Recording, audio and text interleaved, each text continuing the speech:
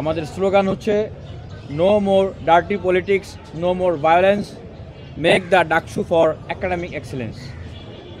আমাদের vision one student, one bed, one table, on campus part time job ও outsourcing. আমাদের প্যানেলের আমরা নাম দিয়েছি এটি কারণ আমরা আর বিগত দিনের পেশিশক্তি এবং কালো টাকা এবং দখলদারিত্বের যে রাজনীতি, সেই রাজনীতিতে আমরা ফিরে যেতে চাই না। এই ডাকসুর মাধ্যমে আমরা ঢাকা বিশ্ববিদ্যালয়কে আমরা একটা একাডেমিক এক্সেলেন্সির জায়গায় নিয়ে যেতে চাই। আমরা বিগত সময়ের মতো হলগুলোতে এবং একাডেমিক এরিয়ায় কমিটি দিয়ে যে আধিপত্য বিস্তারের রাজনীতি, আমরা সেটা করতে চাই না এবং আমরা কাউকে করতে দেব না। শিক্ষার্থীদেরকে আমরা একটি কমিটমেন্ট দিচ্ছি। আমরা শিক্ষার্থীদের জন্য যে কাজগুলো করতে চাই,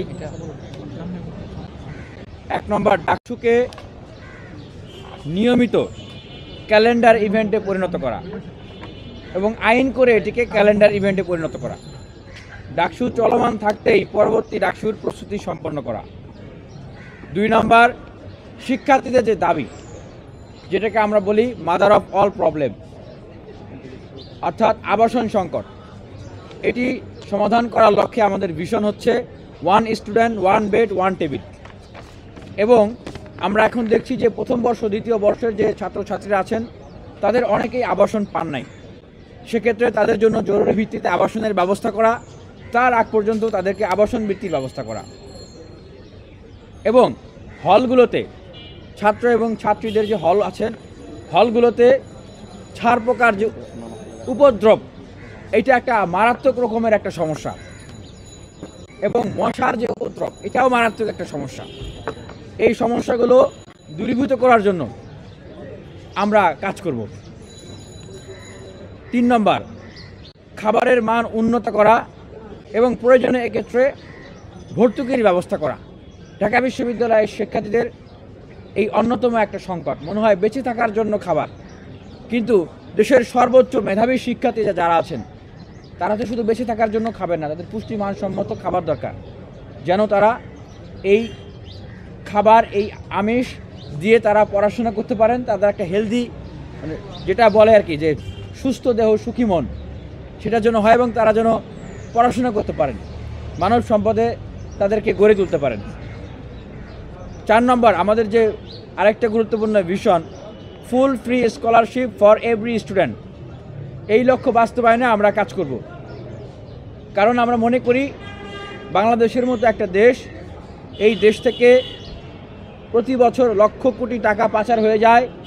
এদেশের উন্নয়নের জন্য বিভিন্ন প্রজেক্ট, বিভিন্ন সেক্টরে হাজার হাজার লক্ষ লক্ষ কোটি টাকা বিনিয়োগ করা হয়, কিন্তু হিউম্যান রিসোর্স ডেভেলপমেন্ট, যেটা একটা দেশের উন্নয়নের সবচেয়ে গুরুত্বপূর্ণ চাবিকাঠি, বা যদি বলি একটা দেশের উন্নয়নের লাইফলাইন, সেটার জন্য আমাদের দেশে আমরা সেরকম গুরুত্বপূর্ণ কোনো ব্যবস্থা নিতে দেখি নাই। জাতি গঠনের জন্য আমরা সেরকম কোনো গুরুত্বপূর্ণ ব্যবস্থা নিতে দেখি নাই।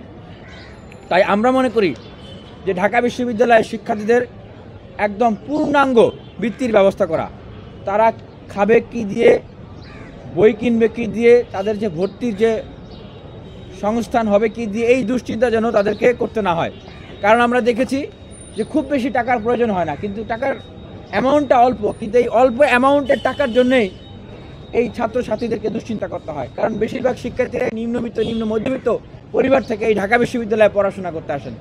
বেশিরভাগ শিক্ষার্থীরই বাবা মা মুরগি বেচে, ডিম বেচে বা হচ্ছে কাজ করে তাদের সন্তানদেরকে তারা পড়াশোনা করানোর জন্য খরচ পাঠান। এটা ঢাকা বিশ্ববিদ্যালয়ের ছাত্রছাত্রীদের পরিবারের অন্যতম গুরুত্বপূর্ণ একটা বাস্তবতা। এবং শুরুতেই আমরা যে কাজটা করতে চাই, এটার জন্য শিক্ষার্থীদের জন্য যাদের অনার্স কমপ্লিট হয়েছে তাদের ইন্টার্নশিপের ব্যবস্থা করা এবং মাস্টার্স হয়ে গেছে তাদের ইন্টার্নশিপের ব্যবস্থা করা এবং on campus part time job এবং আউটসোর্সিংয়ের ব্যবস্থা করা। এটা আমাদের কাছে খুব কঠিন কোনো বিষয় মনে হয় না। এটা আমরা যে ফার্মগুলো আছে তাদের সাথে আমরা ইতিমধ্যে কথা বলেছি, যদি ট্রেনিং দেওয়ার প্রয়োজন হয় আমরা শিক্ষার্থীদেরকে স্বল্প সময়ে ট্রেনিং দিয়ে আমরা তাদের আউটসোর্সিংয়ের ব্যবস্থা করতে পারবো ইনশাল্লাহ। 5 নম্বর যেটা বলতে চাই, যে বিদ্যমান যে গবেষণা কেন্দ্রগুলো আছে ঢাকা বিশ্ববিদ্যালয়ের, এই গবেষণা কেন্দ্রগুলোকে আরও উন্নত করা এবং বিশ্বমানের গবেষণা কেন্দ্রে রূপান্তরিত করা। এবং আরেকটা গুরুত্বপূর্ণ যে বিষয় আমরা উল্লেখ করতে চাই, ঢাকা বিশ্ববিদ্যালয়ের জন্য কয়েক হাজার কোটি টাকার বাজেট হয়েছে কিছুদিন আগে, মাস্টার প্ল্যান হয়েছে, এটা আমরা সকলেই অবগত। কিন্তু অত্যন্ত দুঃখের বিষয় যে সেই মাস্টার প্ল্যানটি কোনো পারফেক্ট মাস্টার প্ল্যান নয়। আমরা নির্বাচিত হওয়ার পরেই ঢাকা বিশ্ববিদ্যালয়ের শিক্ষার্থীর সাথে কথা বলে বিভিন্ন হল সংসদ এবং ডাকসুর কেন্দ্রীয় প্যানেলে যারা থাকবেন তাদের সাথে আলোচনা করে আমরা এই মাস্টার প্ল্যানটিকে আমরা আরও পারফেক্ট করব, যেন এই মাস্টার প্ল্যানে প্রত্যেকটা হল, মেয়েদের হল, ছেলেদের হল এবং বিশ্ববিদ্যালয়ের আরও যে প্রয়োজনগুলো আছে সেই জিনিসগুলো সেখানে যেন সংযুক্ত থাকে এবং আরও পারফেক্ট করা হয়। এবং আমরা আরেকটা যে পয়েন্ট বলতে চাই, আমাদের যে লাইব্রেরি ব্যবস্থা ঢাকা বিশ্ববিদ্যালয়, এগুলো আসলে লাইব্রেরি পর্যায়ে পড়ে না। এই লাইব্রেরিগুলোকে সত্যিকার অর্থেই লাইব্রেরি মানসম্মত করে গড়ে তোলা এবং লাইব্রেরি, এফবিএস ই লাইব্রেরি আছে সেটি বন্ধ। শুধু এফবিএস না, প্রত্যেকটা জায়গায়, কার্জন এরিয়ায় এবং এই কলাভবন এরিয়া, এফবিএস এরিয়া, প্রত্যেকটা জায়গায় উন্নত প্রযুক্তি সম্পন্ন লাইব্রেরির ব্যবস্থা করা এবং ঢাকা বিশ্ববিদ্যালয়ের শিক্ষার্থীদের জন্য ফ্রি ওয়াইফাইয়ের ব্যবস্থা করা, সেটার জন্য আমরা কাজ করতে চাই। 7 নম্বর, রেজিস্টার বিল্ডিং সংস্কার করা, ভর্তি সার্টিফিকেট উত্তোলন সহ সকল প্রক্রিয়া অটোমেশন এবং ওয়ান স্টপ সার্ভিসের আওতায় নিয়ে আসা। 8 নম্বর, একাডেমিয়া ইন্ডাস্ট্রিয়াল রিলেশনশিপ স্থাপন করা। ঢাকা বিশ্ববিদ্যালয়ের মতো একটা বিশ্ববিদ্যালয়ে পড়াশোনা করে এখন অনেকেই বেকার থাকতে হয় এবং অনেকেই এই বেকারত্বের বোঝা মাথায় নিয়ে সুইসাইড পর্যন্ত করতেছেন, যেটা আসলে আমাদের কল্পনারও বাইরে। তাই আমরা মনে করি যে অপরদিকে যেরকম বিভিন্ন প্রতিষ্ঠান তারা যোগ্য লোক খুঁজে পায় না, আমরা মনে করি দেশ এবং বিশ্বের স্বনামধন্য প্রতিষ্ঠান এবং সরকারের গুরুত্বপূর্ণ প্রতিষ্ঠানের সাথে কন্ট্যাক্ট করে এর মাধ্যমে আমরা এই বিশ্ববিদ্যালয়ের যে হিউম্যান রিসোর্স সেটিকে আমরা ডেভেলপ করতে চাই। সেভাবে করেই বিশ্ববিদ্যালয়ের ছাত্রছাত্রীরা নিজেদেরকে তৈরি করবেন, যেন এই বিশ্ববিদ্যালয়ে একজন ছাত্র, একজন ছাত্রী একটা ডিপার্টমেন্টে ভর্তি হওয়ার পরে এখন তার যেমন ভবিষ্যৎ ক্যারিয়ার নিয়ে দুশ্চিন্তা করতে হয়, ভবিষ্যতে তার জন্য তার ভবিষ্যৎ ক্যারিয়ার নিয়ে কোনো দুশ্চিন্তা করতে হয় না। উনি একটা ডিপার্টমেন্টে ভর্তি হয়েছেন, ব্যাস উনি নির্বিঘ্নে পড়াশোনা করবেন, বাকি ক্যারিয়ার প্রক্রিয়া সেটা বিশ্ববিদ্যালয়ের সিস্টেমের ভিতর দিয়েই অটোমেটিকলি হয়ে যাবে। আমরা সেরকম একটা প্রক্রিয়া তৈরি করতে চাই।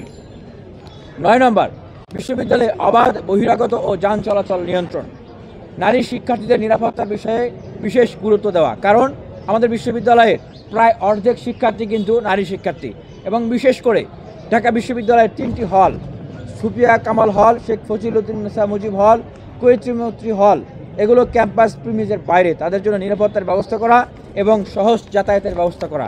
এবং আপনারা ইতিমধ্যে জানেন যে ঢাকা বিশ্ববিদ্যালয়ের গ্রিন ফিউচার ফাউন্ডেশন, আমি সেটির শুভেচ্ছা দূতের দায়িত্ব পালন করছি, তার থেকে 5টি ইলেকট্রিক ভেহিকেল ঢাকা বিশ্ববিদ্যালয়ে চলমান রয়েছে, সেগুলোকে 40টিতে উন্নীত করার কার্যক্রম চলছে। আশা করি 40টিতে উন্নীত হলে এবং এই যাতায়াত সুবিধাটা অনেকাংশেই আরও সহজ হবে এবং বাইরে থেকে যে উন্মুক্তভাবে বিশ্ববিদ্যালয়ে গাড়ি ঘোড়া ঢুকছে এবং ভবঘুরে মাদকাসক্তরা ঢুকছে, বিশ্ববিদ্যালয়ে ককটেল বিস্ফোরণ হচ্ছে, এই ধরনের ঘটনাগুলো ঘটছে। সেক্ষেত্রে আমরা যেটা করতে চাই, বিশ্ববিদ্যালয়ের একাডেমিক প্রিমিস, প্রশাসনিক প্রিমিস, বিশ্ববিদ্যালয়ের শিক্ষার্থীদের যে ক্লোজ ডোর যে জায়গাগুলো আছে সেই জায়গাগুলোকে সীমিত করা, সেই জায়গাগুলোতে যেন বহিরাগত যানবাহন এবং বহিরাগত যারা রয়েছেন তারা খুব সহজেই চাইলেই ঢুকতে না পারেন, এটি আমরা করতে চাই। কারণ এটা বিশ্ববিদ্যালয়ের একটা চিরচারিত একটা প্রবলেম, এই ঢাকা বিশ্ববিদ্যালয়ে, এটাকে আমরা মনে করি এটাকে সমাধান করতে হবে। এবং অনেক ক্ষেত্রেই অনেকেই বলেন যে ঢাকা বিশ্ববিদ্যালয় একটা পাবলিক বিশ্ববিদ্যালয়, চারপাশে বিভিন্ন মেডিকেল এবং সরকারের গুরুত্বপূর্ণ জায়গাগুলো, প্রতিষ্ঠানগুলো রয়েছে, সুতরাং এই জায়গায় আসলে এটাকে নিয়ন্ত্রণ করা আসলে সম্ভব না, খুব কঠিন কাজ। আমরা বলতে চাই যে এটা আসলে খুব কঠিন কোনো কাজ না, এটা সৎ ইচ্ছা এবং বাস্তবসম্মত পরিকল্পনার অভাবে এতদিন করা যায় নাই। আমাদের সৎ ইচ্ছা আছে এবং এটার বাস্তবসম্মত পরিকল্পনা আছে, এটা সমাধান করা সম্ভব। পাশাপাশি আমরা আরেকটা বিষয় বলতে চাই যে আমাদের আপুরা যে হলগুলোতে থাকেন তারা কিন্তু চাইলেই তাদের আইডি কার্ড দেখিয়ে, আমরা ছেলেরা যেরকম এক হল থেকে অন্য হলে যেতে পারি, আপুরা কিন্তু যেতে পারেন না। এখন প্রশ্ন হচ্ছে যে এটা কি খুব কঠিন কোনো কিছু? আপুরা এক হল থেকে আরেক হলে গেলেই কি নিরাপত্তা ভেঙে যাবে? না, সমস্যাটা এইখানে না যে আপুরা এক হল থেকে আরেকখানে গেলে নিরাপত্তা নষ্ট হচ্ছে, সমস্যাটা সেইখানে যে এই বিশ্ববিদ্যালয় এতদিনেও এমন একটা সুন্দর নিরাপত্তার ব্যবস্থা তৈরি করতে পারে নাই যে আপুরা এক হল থেকে আরেক হলে যাবে। আমরা মনে করি যে এটা খুব কঠিন কোনো কিছু না। বিশ্ববিদ্যালয়ের এই যে এক হল থেকে আরেক হলে আপুদের যাতায়াতের ব্যবস্থা, অনেক ক্ষেত্রে আপুদের বা নারী শিক্ষার্থীদের অভিভাবকরা আসেন, তারা অনেক সময় মানবিক অনেক বিশেষ প্রয়োজন থাকে, অথবা দায়িত্ববোধের জায়গা থেকেই তার মেয়েটি কোথায় থাকেন বা তার সন্তানটি কোথায় থাকেন, আত্মীয়টি কোথায় থাকেন, এটি তিনি খোঁজ দিতে আসেন স্বাভাবিকভাবেই। কিন্তু নিরাপত্তার দোহাই দিয়ে এই জিনিসটা অনেক ক্ষেত্রে সীমিত বা অনেক ক্ষেত্রে বন্ধ রয়েছে।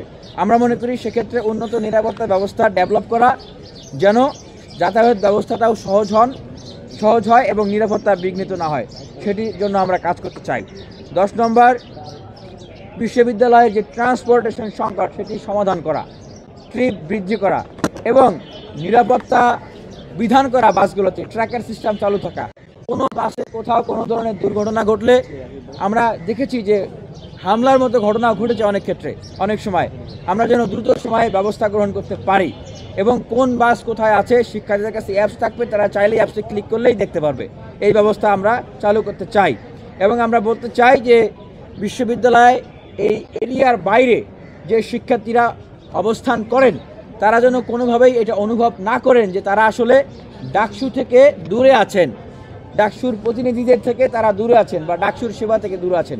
একটি হটলাইন থাকবে, যে হটলাইনের ভিতরে মাধ্যমে তারা যে কোনো সময় তাদের যে কোনো নিরাপত্তা থেকে শুরু করে একাডেমিক সার্ভিস থেকে শুরু করে যে কোনো প্রয়োজনে তারা যেন নিজেদেরকে বিশ্ববিদ্যালয়ের সাথে এই ডাকসুর সাথে কানেক্টেড ফিল করেন।